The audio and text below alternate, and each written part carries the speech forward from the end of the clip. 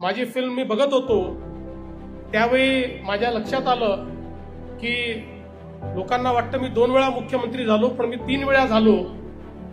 एकदा 72 तासाचा मुख्यमंत्री मी होतो आणि अजितदादांच्या नावाने तर रेकॉर्ड काय आहे, सगळ्यात जास्त वेळा उपमुख्यमंत्री होण्याचा आणि सगळ्यात कमी वेळाचा उपमुख्यमंत्री होण्याचा देखील. आणि माझेही नावे सगळ्यात कमी वेळाचा उपमुख्यमंत्री होण्याचा देखील रेकॉर्ड आहे. कारण आम्ही दोघेही 72 तास त्यावेळी राज्य चालवलं.